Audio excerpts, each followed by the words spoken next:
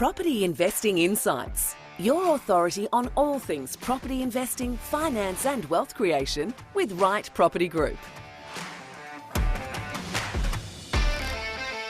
G'day, how you going? Phil Tarrant, co-host of Property Investing Insights with the Right Property Group. I always enjoy that guitar riff, and I always say to the team in the studio, play it because it puts me in the right mood and I know what I'm doing and where I'm going, but it gives me a little bit of an uplift and reminds me that despite all the hassles and challenges of being a property investor, it's largely a good thing. It's largely a good thing. It's better than largely a good thing as a wealth creation journey. But, you know, if you've been dialing in and connecting in with what's going on in Canberra at the moment, you'll know property taxes is going to be where the battleground, the battlefield for the upcoming federal election is going to be set. There's a lot of noise around. I want a bit of a chat about that today. But I've managed finally, after how long, I don't know, finally for my co-host, Victor Kumar, one of the directors over at Right Property Group, to come clean, bare his soul and tell me about his own property portfolio. And he's been a bit reluctant. I've read his book, which isn't bad. He sort of gets into it, but it's probably not broadly well known that Victor Kumar, who is a property strategist, has helped thousands of Australians invest in property. Guess what? He's a property investor himself, and guess what? He's a pretty significant property investor.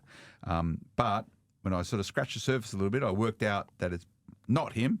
He's actually a more capable person involved in this enterprise, which is his own combined portfolio with his wife, Reshmi Kumar. And I've got her into the studio. Finally, Victor's allowed me to have a chat. Because what I understand, Victor, is that she does all the work. You take all the glory, but she's the decision maker of this outfit. She's making the calls, and maybe she's probably tidying up your mistakes. Mate, the reason for the reluctance to bring her in was that she'll outshine me, right? So I wanted to hog the limelight for a little bit. Yeah. But it looks like you've worn me thin, and we finally relented.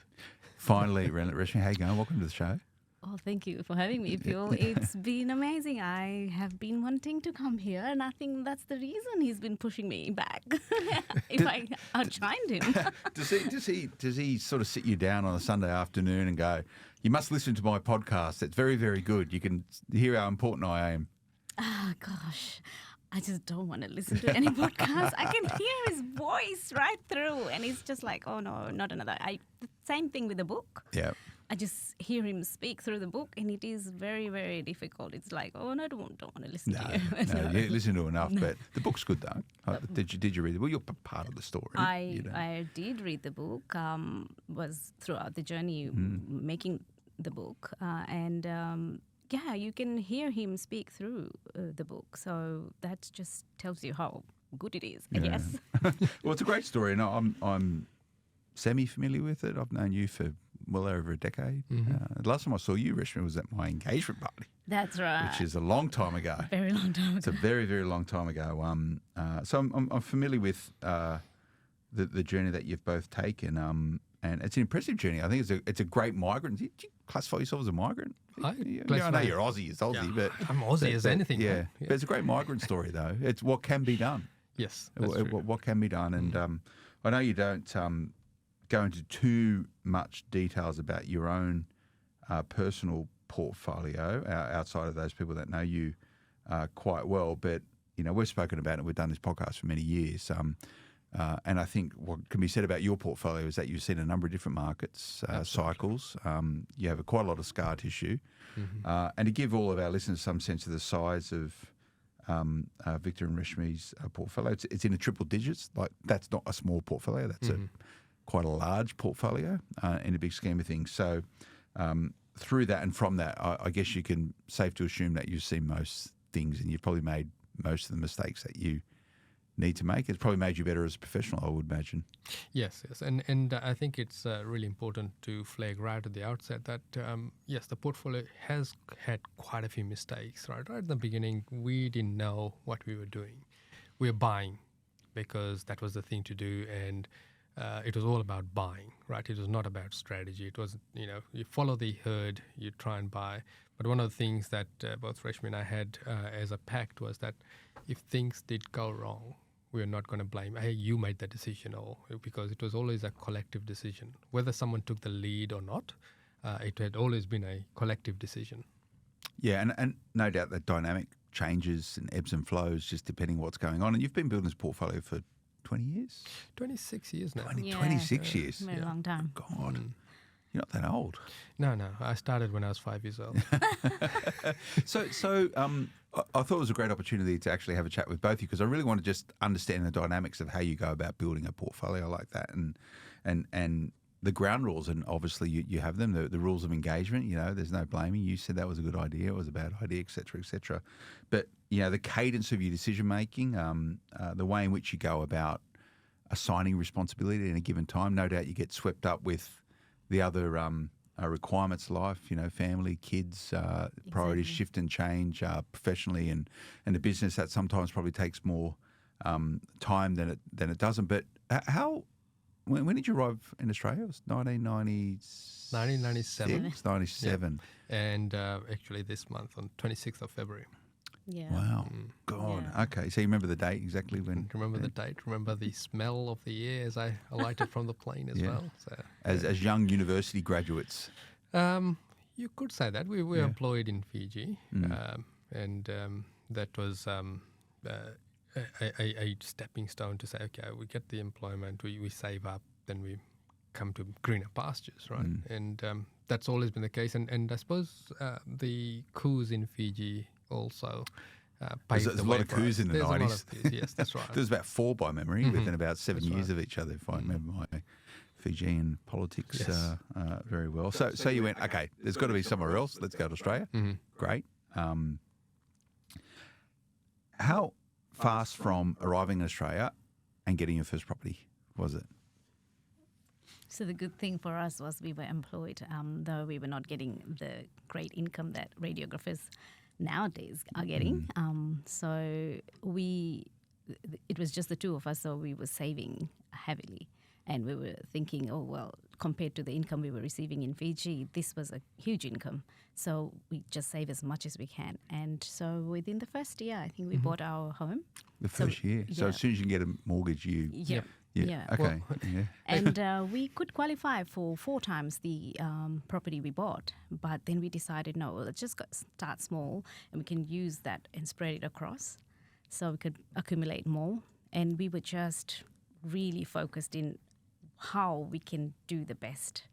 We've got this, we've come to this place, this country where there's lots of opportunities. How much further can we go and what's the most we can make out of it? So did you arrive with jobs or you secured jobs when you got here? I landed to a job pretty much. Okay. Whereas Reshmi had to, it was a week and a half later. Oh, okay. A week and a half.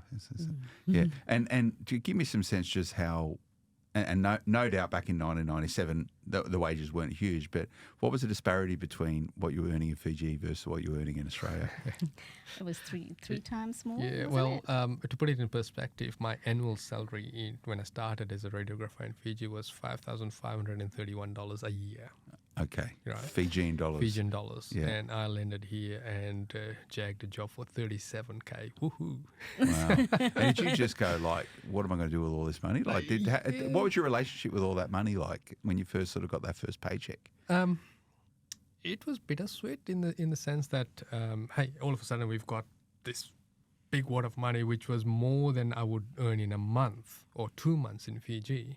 And one of us was bringing that salary in, right? So we immediately made a decision that we'll just survive on one person's salary and squirrel the other one away, which was part of our deposit.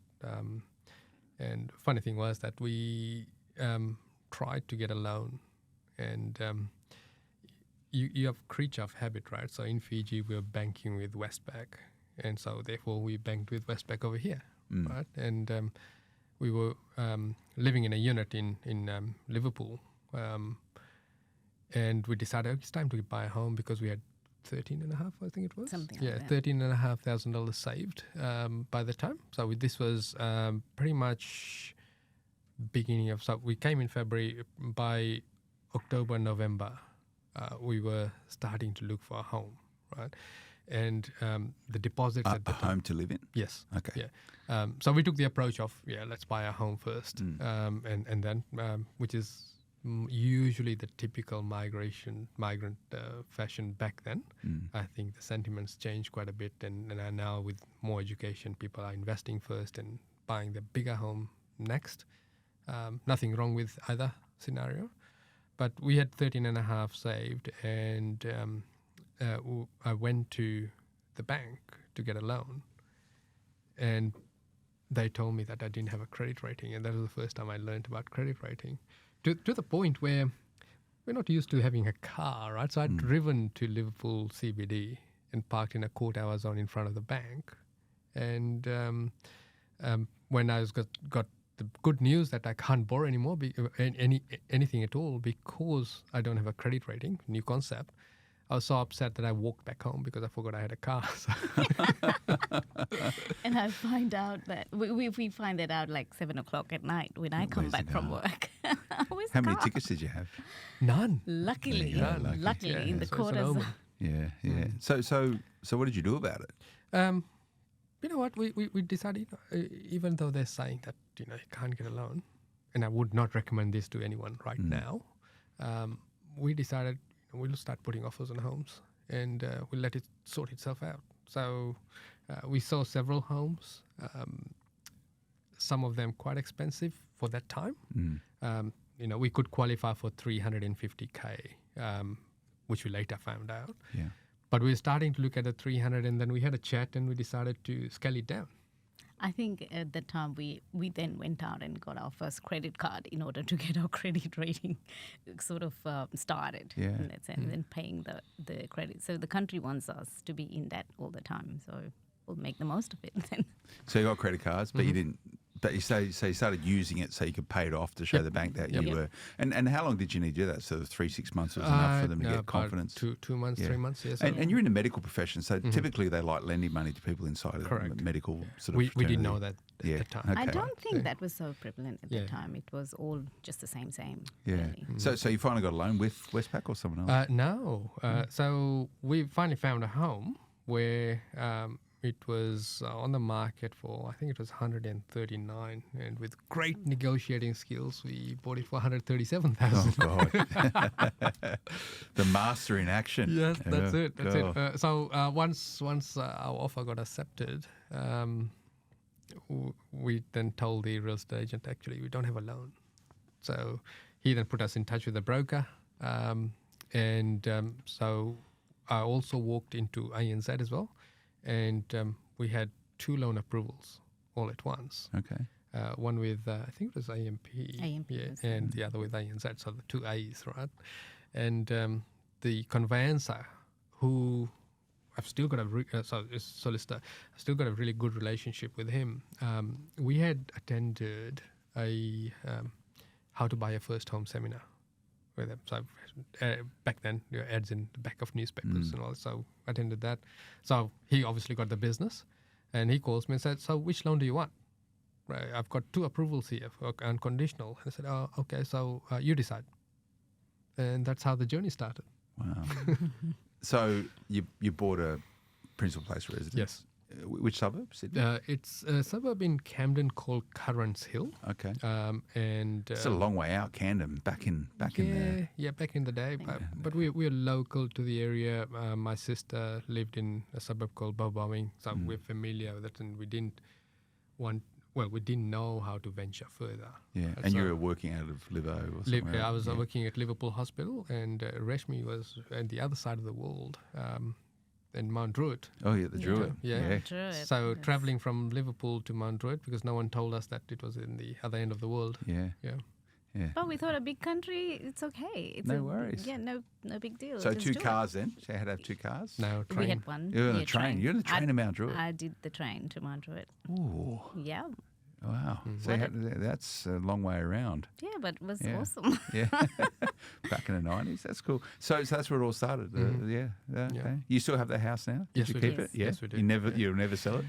Well, I haven't even fully painted it yet. Okay. So it's still in original condition. Well, no. So we went to, one of the things we did was we started educating ourselves on, how people get rich in this country, because Reshmi came back from her work and said, "Oh, this pathologicals talking about all these Italians being rich because they own so much property and all this sort of stuff. So that got us thinking, right?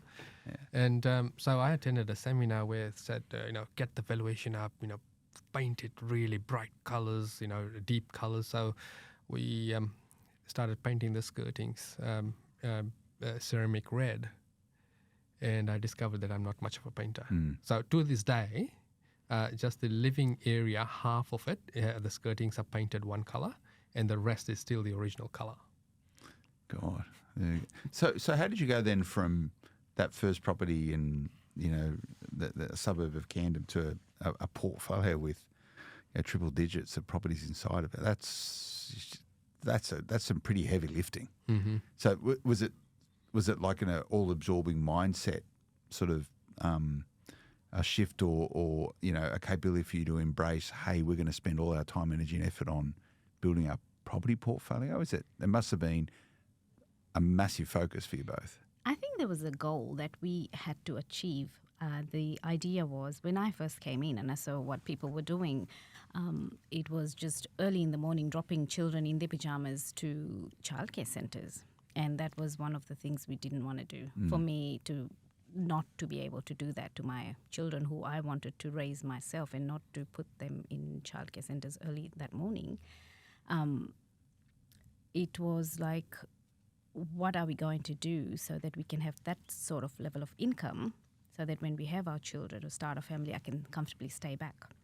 And, young, I was like 22, 23. I thought, I'll be a millionaire and then I'll have my children. Yeah, reality is that you cannot be a millionaire before you have your children. Or you can now with the level of knowledge we've got. Like, if you do it right, you can.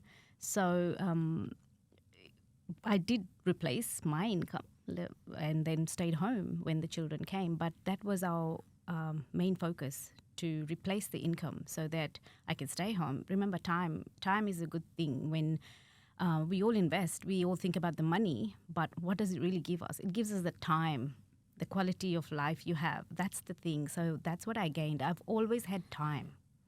That's the one thing I compare myself with a lot of people. I'm always free. I've got a lot of time. And why do I have that time? Is because I don't have to go to work, because I have the money that would do the stuff that I need to do. And so I don't have to put my time in. The thing is, when you're young, you kind of don't understand that. But when everybody works, right? They all work for a living.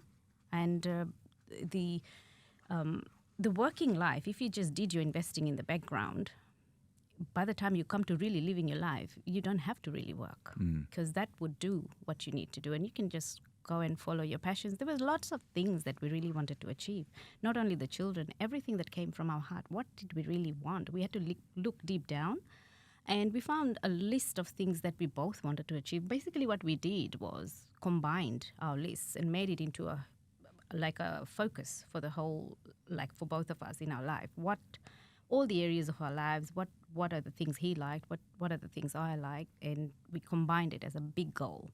And that's what we worked off. And basically going back and what sort of money will let us achieve those things. So that's where we kind of, reverse engineered and started the property journey. Yes, we made lots of mistakes because we didn't know what we were doing. And honestly, there were not many people out there teaching anything. So yeah, there's no podcast back then. No one talking about this sort of stuff. It's so unpacking that a little bit. Then property just been an enabler to give you the choices that you want through life, and obviously those choices change as things change. Kids grow up, and so property is still an enabler for something. So the first step for you was to replace your income so you could be a stay-at-home mum, if you want to call it that. And that's a great choice that you can have, And so how did you then shape the journey from there? Was it like, well, now we want to buy this sort of house, or we want to live in this sort of home, with property being an enabler for doing it? Mm-hmm. Well, the first property we bought, we were still formulating our goals. We're still, what we were looking at that point in time was career advancement. How can we,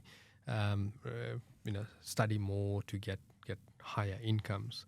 Reshmi upgraded her qualifications with Charles Sturt University, and me working at the Liverpool Hospital. in life sometimes when you get setbacks, it's actually an opportunity. You got to look at it differently. Now, if I look back now, definitely an opportunity, right? So at Liverpool Hospital, I hurt my back. Now that got me out of the hospital system into private, and it started me thinking that okay, there needs to be more to than jobs. And the superintendent at the Liverpool Hospital, the radiology department at that time, encouraged me to go through work cover, and we did, and we got a massive payout, $8,000, woohoo! For you hurting your back. Yeah, for me hurting my back, it's still not 100%. Okay, was that just lifting up someone? Yeah, was it? So it was more. I was in the operating theatre, and when you're doing the X-rays there, you have a lead apron on, and at the end of the shift, I leaned forward to turn off the machine, and the clasp broke, so the whole weight came forward, right? Okay. And took 2 days for it to develop into the pain that I went through. But that $8,000 that I got, which was more. If I look back, I was a victim of the system in the sense that I just signed my life away. You went, that'll do. Yeah, I wasn't. Yeah. So I was reading Jan Summers' book at that time. Classic, yeah. And if anyone hasn't read that book, they should hunt it up. That should be in libraries. I'm pretty sure you should still be able to get it on websites. I think you still buy it, yeah. Even though the information is dated, the concepts are 100%. Right, it's still pertinent today. So I was reading that book, and so I decided, we should really start investing, and talked to the broker that had done our loans, and he wasn't cluey enough. He said, "Oh, yeah, come back when you're ready." So we decided, rather than paying off into the home loan, we'll just use that $8,000 as a deposit, and that became our first property, which was a 2-bedroom unit in Campbelltown. For $70,000. God. Yeah. And it sort of made sense because the rent on it was $130. Now, mind you, back then interest rates were 7%, right? So $70,000 as a purchase price, $130 a week rent, and everyone around us saying, "Why would you buy in Campbelltown?" Right? And then even the guys that were around me that had property, they were saying, well, if you look historically, this hasn't really moved. And back then, if you recall, there were the API magazines where you look at the back data and the growth rates here. Yeah. And they said, well, it hasn't grown for 3 years, right? Actually, 7 years. Hadn't grown for 7 years. Yeah. And the numbers made sense. We didn't know any better. And we said, you know what, we'll just buy it. And even the tenant was trying to discourage us, right? So because she was pointing to pretending that there was a bullet hole in the window because she didn't want to be displaced, right? Yeah. So we reassured her that we're investors. Yeah. And I remember you and I having a discussion about the windowsill, how it was weathered, and I was saying, no, it's okay, and you said, no, we need to look at it, and that became our first property, and it doubled, quadrupled in 3 years. Time. We just got in at the right time. Yeah. More good luck than good management, though. Well, this is it, right? Some of the, back to this point, some of the best gifts come badly wrapped, right? You hurt your back and still a problem today, but it gave you a deposit to get in your first. I'm sure a lot of property investors have these little, stories. But it's what you do with it. You could have easily gone on a holiday somewhere or did something else with that dough. But it was foundational to start your property portfolio. So once you got the taste for it, your first investment property, how quickly did you go from there? There was a time when we hadn't bought anything for 6 months. I was getting the jitters, like, we are going to be left behind. We have to do something.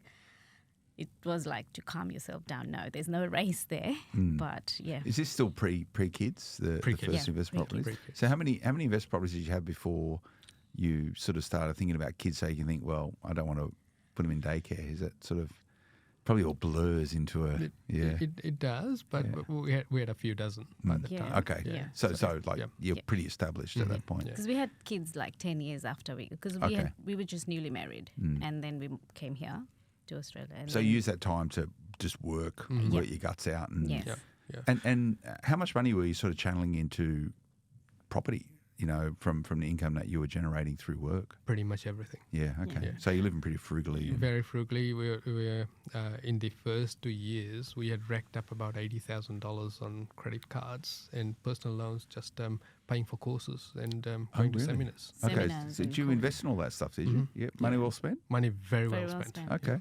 Because back in the 90s, there was a lot of more dubious seminars out there. Yeah. but- And yeah. we've been to them. Yeah. We've been to them and But we take the good out of that. take the good and, out of it, right? yeah, Okay. Leave Yeah. the rest behind. So it's like you paid for 2 MBAs in property through doing all that sort of stuff, really. That's right. Yeah, Victor Kumar MBA property. Effective property. But you think of the dough, the time, energy, and effort you Yeah. put into it, and the sort of the sweat equity as well, right? Yeah. So you used to like Saturdays then? Did you sort of just go around looking at property all Saturday?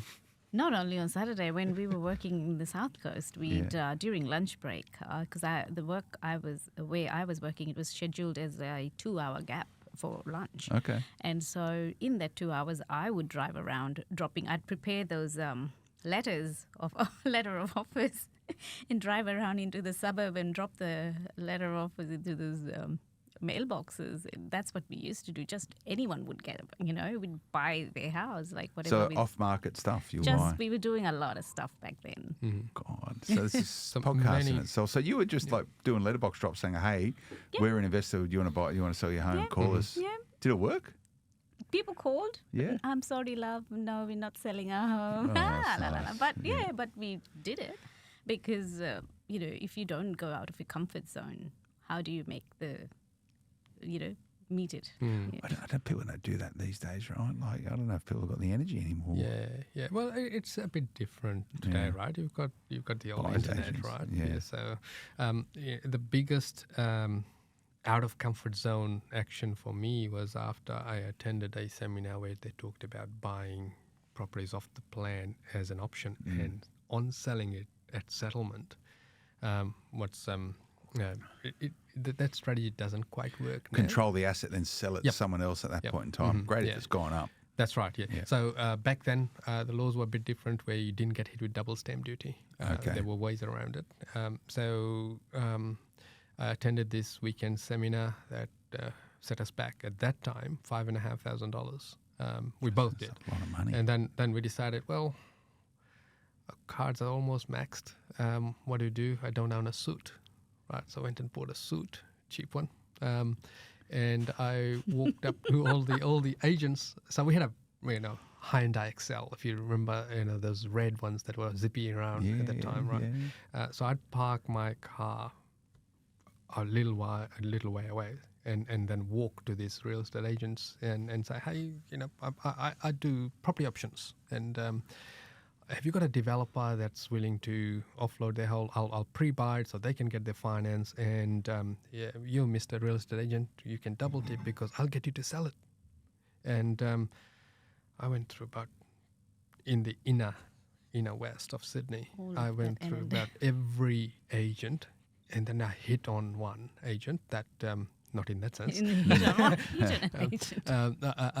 I got in touch with one agent who actually knew what I was talking about, right? And his vendor happened to be a solicitor, right? And that gave us the immense capital. So once that we did that deal, which was 7 townhouses in Redfern, and we bought it off the plan under an option. So it's an obligation, a right, but not the obligation to buy, right? And we paid them at that time. We could get deposit bonds, so no money, right? There's huge risk, hugely exposed. So we got deposit bonds, which cost us back then $1,200. And that was 10% or just the 5%. 5%? Yeah. So remember the deposit bonds, they would only give 2 per person. Yeah, okay. So there we had that hurdle again. Yeah. So we had 7, and we could only get 4 deposit bonds. So we decided, you know what? There are a few friends that are really hanging on to our every word. We'll put the word on them to say, hey, let's have a joint venture, right? So they got the deposit bonds for the balance as a 50-50 venture. And we were able to offload 5 of them two of them we could not offload, right? But I went back and talked to the developer. The developer could see that he could rescind the option and sell it for 100K more, right? So that gave us a big capital, and that helped us accelerate. And in all wants and purposes, that paid out all of our education loans. So hugely risky, redlining it. Yeah. So essentially, you controlled The whole development. the development, and then essentially you sat in the middle as a project marketer, I guess, with the option to sell to someone else. So you had to go and sell. So how did you sell them to other people? I just got the agent to say, hey, find our first home buyer, because back then the first homeowners grants kicked in, right? Yeah, So find a first home buyer, and we will give them a soft loan for their deposit for the balance, and here's the new price. And the banks valued it up to the bank price. val, yeah. The solicitors were happy with the transaction. There was no grey area that we're straying into, which is really important, right? So we need to make sure that we're not defrauding the bank or the tax system. So that became a really good platform then for us to try and repeat it, which we tried to do. But then the same developer got a bit greedy and said, well, no, you have to give us $1 million for this $10 million development, and you need to release those funds to us. And my solicitor picked up the phone and said, don't you dare release money, right? And we didn't have $1 million by then anyway. So you're able to settle on 5 of them, and the other 2 you just rescinded. They said we don't need that, but they sold them on anyway themselves. Yep. Yeah. Yep. So No, were they annoyed with you, the fact that the developers going, oh, we could have done this ourselves and got a lot more money for it? Yeah, Absolutely. yeah. That's the reason why they wanted They to didn't want it. get you the next time around. God. See, this is how did you manage that? That would have been quite a big focus for you to structure that deal while you were still working. Yes, it was. And I remember it was a big deal for the solicitor as well, because he tied all the contracts with a ribbon on all that so that I could take it to the real estate agent. We're driving from Campbelltown to Annandale. And Reshmi and I had this pact that if it went all pear-shaped, we're going to go back to where we started, $4,500. Back to Fiji. Yeah. Chased out of Australia. So that's the capital we came in with, $4,500. And we can afford a rent. Like, we were living in a garage, so, can afford rent, so it should be all right. Wow. Okay. So when you got this deal done, how did you celebrate? Did you go, okay, brilliant? We still haven't. You still haven't done have it. not. So and obviously you become comfortable operating like I wouldn't say that's for a lot of property investors to go down that pathway, right? Yeah. Like you need to, but you already had a portfolio of 20 plus properties, right? So you'd already had a fair bit of. So at that time we equity. didn't have the 20 plus. Oh, you didn't. Right? Okay. So at that time we had That I think was- three properties of. Wow. Yeah, Okay. big So you got this idea from going to a seminar. Yep. Would you do it again? No. No.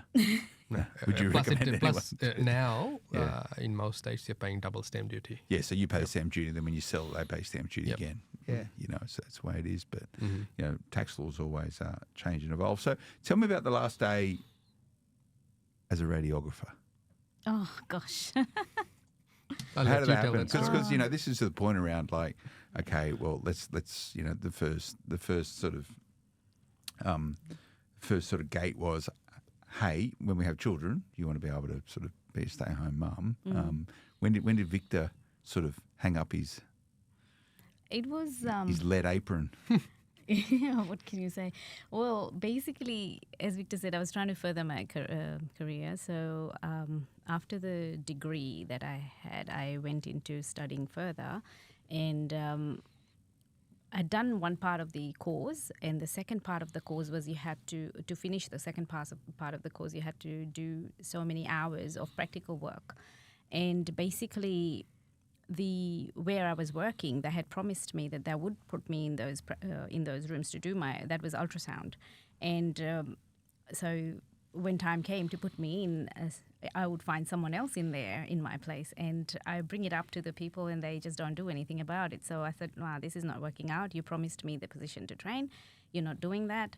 So I left. Then I went to another practice where that's the reason I went there was because of that they would allow me to practice so I can carry on and complete my second part of the course. And went there, same thing happened. A junior was put in my place who had just come out of uni fresh, and there was no experience. And I thought, well, this is just the same thing. So we had a chat with the supervisor or whoever was the head of that center, and we can't give you that position. And I said, okay, well, fine, then we have to leave, basically. So we both left. Decided to leave.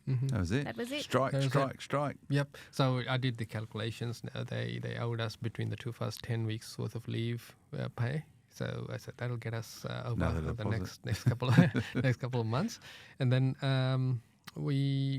so 21st May 2001 is when we hang up our radiography boots. That was it. That was it. Yep. As you go, we're never going back. Yep. No, when our renewal for the license came, we ripped it up, said, no, this is it. We're not renewing it. We're not going back. That's it. Okay, then you were a full-time property investor. In inverted commas. Yeah. So what was it? Tell me about your first day as a full-time property investor. There's nothing to do. Yeah. What do we do? Yeah. Yeah, we still needed the income. Yeah. So he decided to pursue other avenues as to how to, like into business, as to how to get the income coming. And I had to still hang around a little bit as what do you call them? As a locum to different practices and go and do my work. Yeah. So that was our living money. Yeah, okay. And so when can I get out? When can I get out? And so I just see him doing all these exciting things. I want to do this. So and I couldn't wait to just let go. So how did you sort of strategically work all this out together? Was it quite organic, or was you sit and go, we need to talk about this, or was it like, it sounds like you just absorbed yourself into this property journey? It was probably always a topic of conversation. Yep. And which is why when a client comes to me, the first advice I give them is that lifestyle in the forefront, investing in the background. Whereas for us, it was the other way around, right? So we didn't have any friends away from property. And the friends that were from property, they were more seminar junkies, right? They were not the doers, right? Yeah. There were very few doers. So they're like talking about property and you catch up with coffees and talk about Yes. property, but they didn't do a lot. No. They're still around. They're just podcast junkies, right? People go, oh, yeah, I've listened to every single podcast you've ever done, Phil. Yeah. How many properties you got? Oh, I'm still thinking about it. Yeah. You know? See, one of the things that really irks me is when you talk to people and they say, "Oh, I love property. I love investing." Right? I'm an entrepreneur. They've done nothing but just absorb material and not take an action. They love the subject. They love the subject. Yeah, this is. I don't know why people are like, oh, I love property. I go, I don't love property. I don't either. I probably dislike property. I love the result. Honestly, I love the result, right? I like the idea of what it creates, but I have no affection whatsoever with the idea of it. It's a vehicle. Not counting where I live, like that's nice, but as a property investor, it's the vehicle for wealth creation. Yeah, absolutely. And touched on at the top of and maybe me and you could probably catch up on another chat around it, but it is a tool for wealth creation, and there's forces out there right now, Victor, trying to change things. I think around property tax, and I mentioned it's probably going to come into the elections. But someone with the colour of Hulk. Yeah, the Greens are at it these days, but. Yeah, the Hulk is too nice. So they're Kermit the Frog. It's more of a Kermit colour, I think. That's it, but anyway, we'll do another podcast on that. But to that point, how has economic conditions and political decision making and interest rates changed your decision making around property?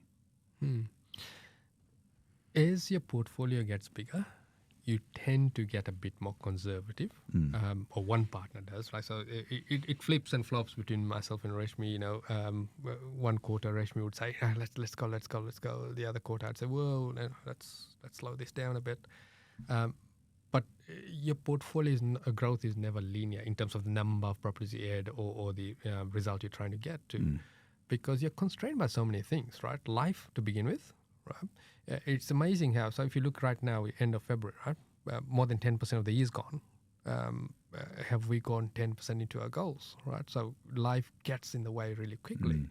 Then you've got the good old folding stuff, right? We need the capital to be able to invest. Now, whether it is capital via growth or cash, like you hurt your back and get $8,000, and then it comes to the ability to hold on, right? Is your portfolio too negative?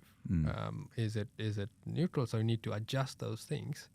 And then the availability of those properties that are suitable for your portfolio, right? So what we buy now as a couple is very different to what a client that's just starting out would do. Now, I certainly wouldn't want them to do options. Yeah. Too risky.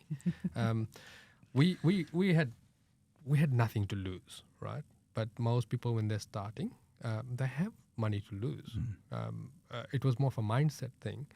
And when we did stop radiography, we realized that our portfolio, whilst had phenomenal growth, had huge negative cash flow attached to it as well. Yeah, right? I was going to ask you about sort of, so as the portfolio sort of ebbed and flowed into positive and negative cash flow territory. Yeah. So right now in our portfolio, we've got circa 17 constructions happening or about to happen. God, 17. 17. Yeah. So this is land that you're building something on. No, these are existing homes that I'm pulling, deploying the full strategy or the big renovations. Okay. We specialized developments, and that's tipped the portfolio temporarily into negative, right? But once that's done, and it's taking longer because to build anything today, I would not wish it on my worst enemy, right? But it's taking longer. But once it's done, it'll tip the portfolio back into huge positive cash flow, right? And we're very harsh on the numbers in the sense that we pad it right up to say, well, there's no rent coming in, there's no everything's principal and interest, so that if we did have to restructure loans, we are prepared for that negative cash flow. Yeah. But it ebbs and flows. Like we love the 2.5%. It put How huge good money was into it? our pockets. Yeah. I'd hate to know what your debt levels are on.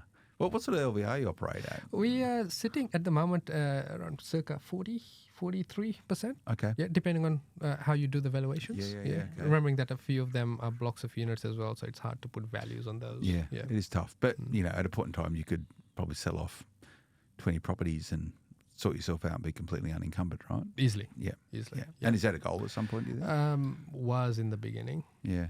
No. Just keep going. That bank's still happy to lend you money? Takes forever. Yeah, I betcha. Yeah. So I guess it's good. So structurally, then you must have multiple trusts. Do you need to look at a document to actually remember your structure, or it's sort of the back of your hand? I don't know the ABNs, but I know the structure, You know the structure. of the back of my hand, and I know the rents because we look at it so often as well, and I know the values. My innate fear is that someday someone will sell me a property I already own. No. We'll check it through the We'll system. check it. That's right. But you spoke about the candidates who operate. So it's a genuine partnership. Putting outside the marriage is a partnership in property as well. Your business partners for the purpose of your property investment. And no doubt you have your own certain skills and capabilities, and someone might be strong somewhere, someone might be not as strong elsewhere. How do you lift someone up or sort of slow someone down when someone sort of gets a bit of a bee in their bonnet? Is that just a real? You've done so much of it now; it's just super organic. It is, and one of the pact we have is that we don't need each other's permission to buy a house. Okay, all right. So if you see something you like it, you buy it. Yeah. Oh, so many houses which I have bought, I haven't seen. Okay. So it just goes under my name, let's say. But the whole idea is this is our main goal. Yeah. Whichever entity it falls in, this fits in here and this fits in this entity so much better than in the other entity. So we do it. So I've bought properties which I haven't seen as well. So who's the better buyer? Who's bought the best? Like you must go, okay, that was a real good one. Me? Yeah. Yes. Yes. Tell us about that. The one in Minter? Minter. Yes. Yes. So tell us about this. And she was heavily pregnant as well. Yeah. Oh my gosh. Yeah. He had seen the property and said it wasn't a good property to buy, left it, and then I came across that property. And I said, have you seen this one? And goes, yeah, it's not good. And I said, why isn't it good? What's wrong with it? And it was quite a large block. So 923. Nine something, yeah. And Corner block. Corner block. he goes, I don't know what his reasons were, but I said, well, we'll go and have a look at it again. So we went. So I also went, and then we had a chat with the agent. Then the auction was on in the weekend when Victor was away in Brisbane. So I attended the auction with big pregnant family with our first child. Yeah. And oh my gosh. So that's how we got that one. You got it cheap. 325K. Okay. 325 for a double block, corner block. And you put a duplex on it or something or other. So we had several plans on it. Yeah. Initially, we moved in to say, hey, we'll move in, we'll renovate it, and we'll sell it. No capital gains tax. Yep. Then that changed. We said, oh, no, this is a really good area, good block, good potential. Then we decided we did plans for 2 houses on it. But then GFC hit. Yep. We said, no, let's can this. And right now we are exploring putting a disability home there. Okay. Several disability homes. For on that block. NDIS. Yeah, for Yep. NDIS, right? So which makes most sense on that block given its location. Yeah. And it's all about being opportunistic and being open to being wrong. Yeah. So I was wrong. She was right. Now I've got it on record. Yes, correct. Seems to be. I'm always saying that anyway. Where I was going with the opportunistic is that we did move into that home, right? And that's when my first daughter was born. And as I was driving to get a coffee, to get a break from parenthood, foreign concept for us, I saw this house where the agent was putting the sign up, right? And I stopped my car, walked up to her and said, oh, are you selling this house? And she said, yeah. We want to sell it for $280. And I said, well, okay, here's my number. Here's an unconditional offer at $220, right? And I said, I'm going to get a coffee, give me a call. And this was like picking that the agent was out of area and she did not want to come down. She was doing a favor for a friend, selling that. And lo and behold, we bought the property for $220. Still there. We finally put a granny flat on it. That's got a purpose now. It's the granny flat's rented. The main house houses Reshmi's mum. Okay. Yeah. So every house has a purpose, and every opportunity needs to be explored. Have you ever redlined? Have you ever really redlined your cash flow? Yeah, several times. Yeah, and sometimes it was by design.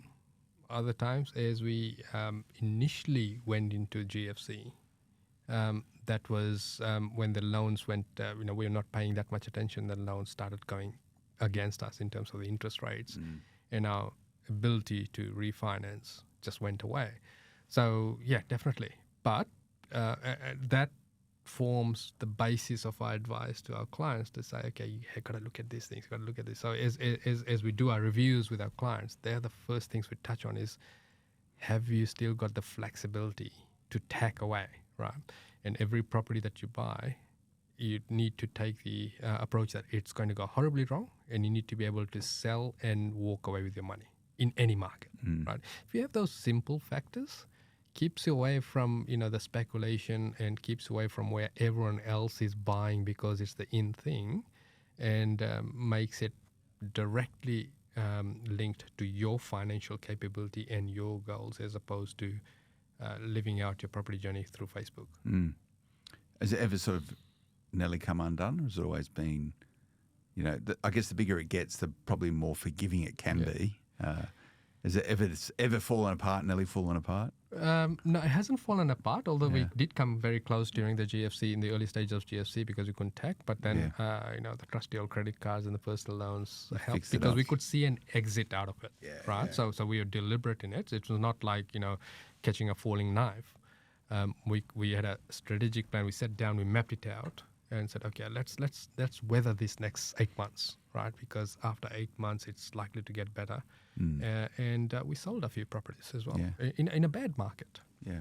And have you transacted a lot inside of the portfolio, or is it mainly a sort of buy and hold type strategy you've deployed? No, it's very dynamic. Yeah, it's very dynamic. Yeah. Well, there was a time where when we were down on money, we thought, let's just go and buy a property. Because we flipped the property then. Yeah. Yeah. So. Yeah. So that was to make money from there. And so each property, why do we invest, right? It's to better our life, to better our family's life, right? So we sold down quite a few properties to pay for Reshmi's dad's medical bills. Okay. When he came on a tourist visa here and fell ill, there was no insurance. We were able to take care of him all the way through to his demise, and pay those hefty medical bills, the ICU bills, the radiotherapy, and all this sort of stuff, because we had a portfolio behind us, and we were ruthless in saying, well, that property, the purpose is to better off our family, right? Not just for me and Reshmi, so for the greater family as well. So we had no qualm selling it. Is selling it in a market where selling wouldn't have been advised, because the value, you could see the market was going to turn for the better, but we had a direct purpose that linked it back to the goals. So imagine if we did not have those properties, then we would not be able to do something like that. Yeah, and this property again being an enabler. Get to leverage it for however you need to leverage it. Some things are planned, some things aren't planned. So what's next then? World More of the domination. same? Yeah. World So it's a domination. generational asset. Do your kids? You've got 2 daughters. Yes. Do they know what's going on? Do they know what Yes. you've built? They do. How involved are they? I just wanted to share something. When the younger one was little, she goes, asks for apple from the for me to buy apple for her, and said, "Can you please get me granny flat apples?" So she called them granny flat apples. Yep. So that's how much they know. Yeah. How do you rationalise this significant asset that your kids are going to get? Is that a good thing? Do you reckon they're in time it's a huge advantage? Yeah, there is some advanced estate planning that we're doing, where we will give them the control but not the ownership, so that it protects any event of divorce or any frivolous sell downs, because you never know, right? So often when you have this sort of wealth, it's usually lost within 1 or 2 generations if they're not prepared, right? And you can see it historically. Even I've got some clients where their parents were huge investors, but the kids don't know because they haven't passed it down well, or they haven't educated them, right? So my elder daughter mentioned the other day that it's all good for you and mum to really drive yourself because you've come from right at the bottom in terms of capability, finance, that sort of thing. Whereas I'm up here now, and it's harder for me to leverage from there. So I need to look at bigger things, right? So it's important to educate them as well. Yeah, well, it's a great gift, but it's got to be structured in the right way. They've got to earn it. They've got to earn it, and it's tough. That's good that you sort of focus that way, and it's not over. You still got you'll invest for decades ahead, Victor. We're investing now because we can. Yeah, it's what we do. It's you innate. still enjoy it? I do. Yeah. I Like enjoy generally the enjoy hunt. it? I enjoy the hunt. Yeah. But I don't like the information not passed on to me because I keep the records of everything. So do you you must have a good accountant, I would imagine, or you feed them with, you probably know as much as what the accountant does when it comes to a lot of sort of tax planning, but how do you physically, because my portfolio is not the size of yours, and I get overwhelmed with the administration around it. I just get annoyed by it, and when I have the time, I sort of get stuck in, I fix it. I feel reasonably organised around a portfolio, but it can be, a lot of it's tedious. Yes. Like it's tedious work. Do you do it all yourself, or do you outsource bits of it? Is there bits that... No, I do it myself. Okay. I actually made up a software system and I just record all my property data in there. It's very good because it gives you, you can know when the insurances are due. You can know what the cash flow is like on each entity. You can pull out information and just give it to the accountant. So this is an ongoing every week, every fortnight. Let's say when the rent's coming in, I go through all of that and then look at the bank and look at the rental statements. So you manage still all reconcile every property's rental statement against what you expect to be getting and whether or not the bills come through thereabouts, yeah? Yeah, you can. If you do that if you know what's going on inside your portfolio, only then you know where you can make the changes. So agents are good, like the property managers are good. They don't really make mistakes, but if you don't do that, you don't know what mistakes they're making. So one of the mistakes I recently picked up was a bill got paid twice because they got billed twice. Okay. And they paid the bill twice. Yeah. So that's something I'm sure I those pick. things happen all the time. So things like that you can pick, but it gives you a lot of control, knowing where you are. Keeps you connected to the portfolio. Yeah. And I need to be sort of connected to feel like I'm in control, because then it sort of supports decision making. Who manages all the builds? You got these 17 builds underway. Is that you, Vic? Yeah. Yep. What do you like to deal with for a builder? I reckon it might be, just might egos. might be a bit hard. Just egos for the builders. Yeah. Use the same team a lot of the time. Wherever I can. Yeah. But they're all in different states as well. So different, different players that I use.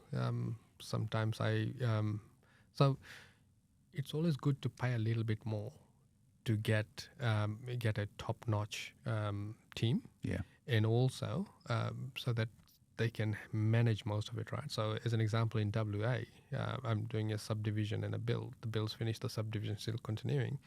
I've paid the surveyor $5,000 more. It's the best $5,000 I've spent. Yeah. Because he's running with the whole thing. and he's doing a whole lot for you. And all I'm doing is answering emails and making decisions. No, that's good. Well, I've only just touched the tip of the so we've been chatting for nearly an hour. I know. Time flies when you're having fun. Intriguing. No, it's I feel a lot more. It's a great story, and it comes back to what a great migrant story. And it's a story of Australia, whether you're from Fiji or Italy or Greece or even England, right? It's what a great country to provide these opportunities for people who are willing to work hard and have a crack, right? Have a go. And a lot of people will say, well, it's easy for you because it was very different back in the 90s and the 2000s building a portfolio. It's all the same. It's no different. It's just the numbers are different. Numbers are different. You still got to work hard. Yep. Sooner the compromise. You weren't having overseas holidays and flat screen TVs and brand new cars, and you had to give up stuff in order to get a start, and all of that still applies. There's people doing it today. Absolutely. And there's a lot more information out there too. Like we didn't have much information. No, you pay money on seminars. I don't think people pay money for seminars. No, not anymore.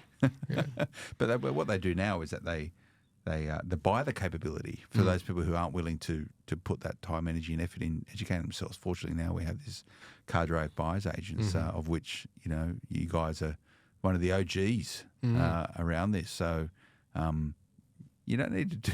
You can. A lot of the heavy lifting can be done by other people now because of the way it is. There's a lot more information out there. There's a lot more people with capabilities, and that's what you guys do. So people can subscribe into all of your journeys by speaking to the right property group. Yeah, absolutely. Yeah. And all of our staff are property investors, right? That's one of our employment criteria, is they need to have had an investment journey themselves. So when the clients are talking to them, they're getting information from real life, not out of a textbook. Yeah. And I think that's really important, and it's something that needs to be acknowledged, that often, especially in today's day and age of media, there is a lot of flashy brochures, there's a lot of flashy articles and all this sort of stuff, right? You need to drill back to see, okay, what's the experience behind it, so that they can guide you. And really, are they a product of a boom cycle, or are they a product of multiple cycles? Yeah, well, you've got multiple cycles. I know that.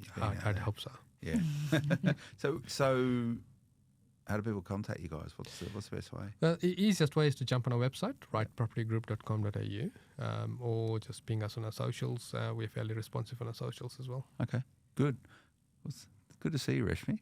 Thank you. Yeah, it's been a while. It's nice to get the inside story about what's going there's a on. lot there. There's a lot there. Yeah, there's a lot more there to unpack. Just how the whole management of the portfolio of that size is a thing in itself. So it's good fun. But appreciate you coming, Victor. Good to see you, mate. Same here, mate. I noticed that we didn't get the coffee today. I know. I think I'm going to need to get one. We'll go and hook up the team. I want to chat to you about what's going on in the market. So my colleague had to come on the Smart Property Investment Show and have a yarn to me. We can talk about, rather than talk about you, we can talk about the market. Damn, you're going to take the focus away from me now, are you?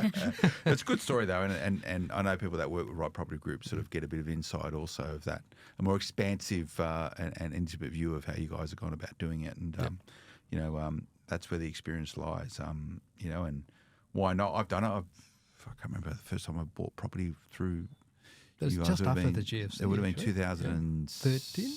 11. 11. No, 11. Yeah. 2011.